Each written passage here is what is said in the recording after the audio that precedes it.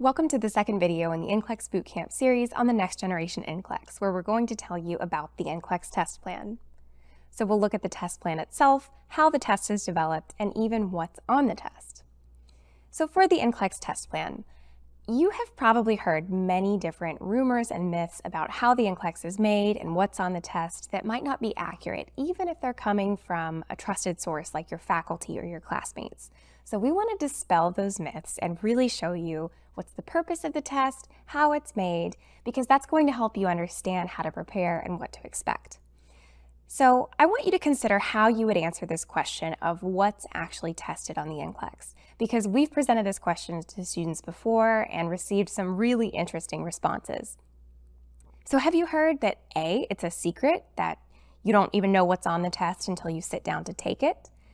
B, that these are questions based on your textbook material? C, that you're being asked every little detail you've already forgotten from nursing school? Or D, are these questions based on real-world nursing practice? So if you answered D, you would be correct. The NCLEX contains questions that are based on real-world nursing practice. But I have heard all of these other things, even from faculty.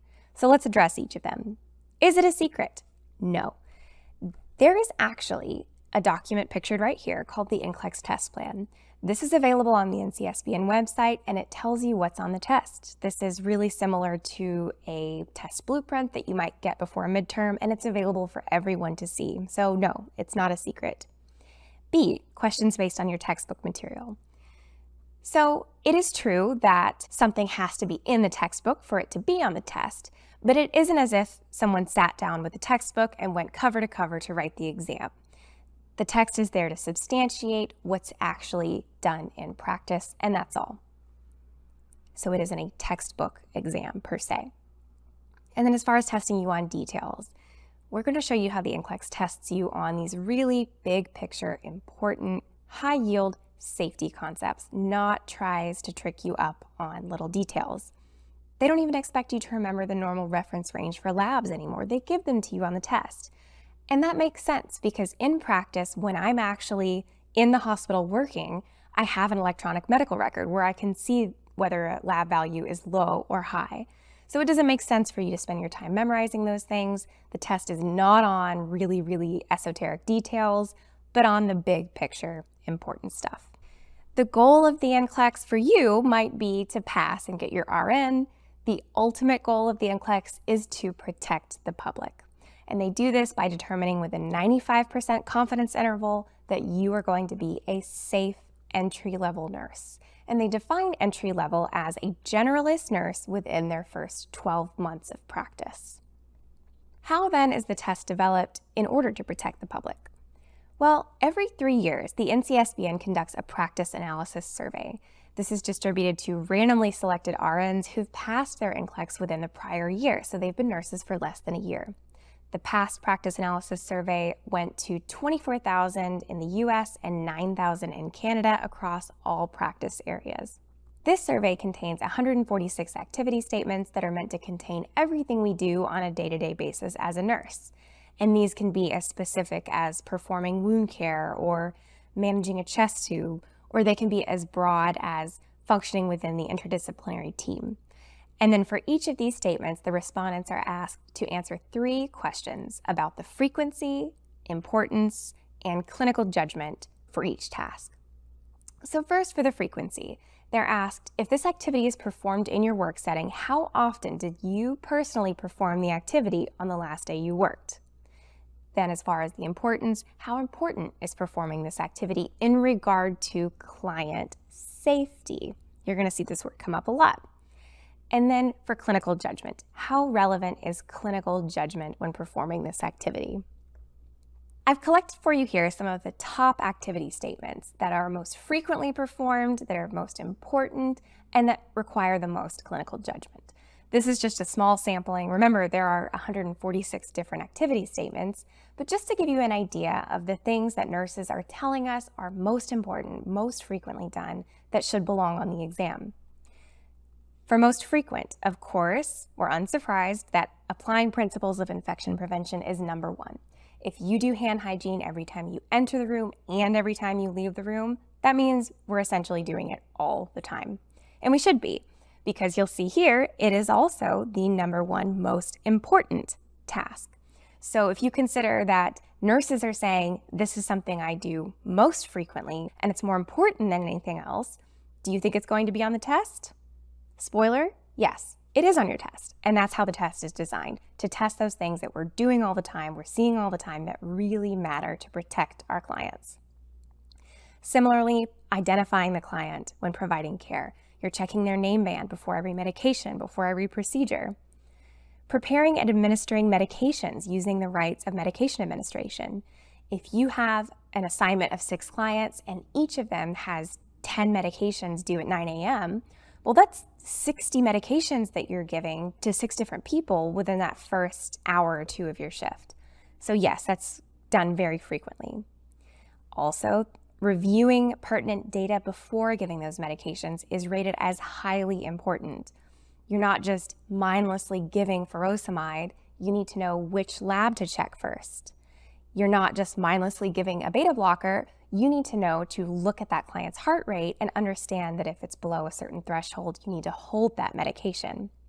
So giving in medications, reviewing pertinent data prior to medication administration is very important, is done very frequently, and you'll see here in clinical judgment requires clinical judgment to perform. So you will see how that goes into a very heavy weight of pharmacology and medication safety on your test. And then as far as clinical judgment, recognizing signs and symptoms of client complications. We aren't just taking their vital signs every 4 hours because we want to, it's because we're watching for changes. So you have to be able to recognize those cues and act in order to do that safely, to be a safe practicing nurse. And then again with the medications, evaluate the appropriateness and accuracy of the medication order for the client. As the nurse, you are the gatekeeper. You are the last line of defense before giving a medication to the client, and if they've had a change in status to where that medication is no longer appropriate, it's up to you to be able to protect your client and identify that and hold it, or request a new medication order. The NCSBN then takes the responses to those surveys to determine what belongs on the test. Now, the test is broken down into 8 different client need areas, and each is assigned a percentage weight that represents what percent of your standalone questions are going to come from each client need area. And we'll look at each of these. So first, management of care. This is things like delegation, prioritization, maintaining client confidentiality, and generally staying within your scope of practice, within the code of ethics, and operating within the system. It makes sense that this is going to be the most heavily weighted out of all of these because even when we're engaging in other clinical decision-making tasks and other nursing activities, they all ultimately have to work together in the system where we're caring for clients. So that's our management of care section. Then safety and infection control. This is not just hand hygiene, but also preventing injury, preventing falls, safely using your lift equipment or applying restraints. Health promotion and maintenance is more keeping clients healthy and preventing disease, like disease screening, prevention, making sure they're current on their vaccinations, and assessing that children are hitting developmental milestones. Psychosocial integrity is not just limited to psych diagnoses or psych units. Anywhere that you're taking care of clients, there's going to be a need for therapeutic communication and a need to provide emotional and psychosocial support. And then basic care and comfort. This is managing pain, turning, bathing, preventing skin breakdown, those really basic nursing functions. Pharmacological and parenteral therapies. This is our second most heavily weighted section on the exam because, like you saw in the practice analysis survey, this is done really frequently, it's really important, and it really requires clinical judgment in order to do safely. And then every time using your rights of medication administration and reviewing any data that might be pertinent. Then reducing risk potential. All clients are going to carry some risk of developing complications, not just of their disease process, but of the therapies that we're putting in place to correct them. So preventing DVTs, preventing CODIs if you have a client with a urinary catheter in place. And then finally, physiological adaptation. This is kind of your catch-all, providing care for acute, chronic, life-threatening physical health conditions. So anything specific to that disease process, the monitoring, the implementation, the evaluation, anything in the nursing process, anything in the clinical judgment process that goes into caring for ill clients. Physiological adaptation is our third most heavily weighted section on the exam, closely followed by safety and infection control, reduction of risk potential, and then equally weighted are health promotion and maintenance, psychosocial integrity, and basic care and comfort. And that is what is on the NCLEX. And we're telling you this not because we think you need to go study from this document, but just understand that however you're preparing for the NCLEX, you need to be selecting a resource that's designed also according to these test plan percentages.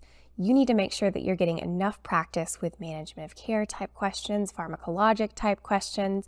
And here at Bootcamp, we've actually done all the work for you, and we've made sure that our case studies and our standalone items are developed according to this test plan so that you're going to be seeing the same material you're going to see on the test. So keep that in mind as you prepare, and you will be just fine. Thank you, and stay tuned because next up is looking at the new Next Gen NCLEX item types.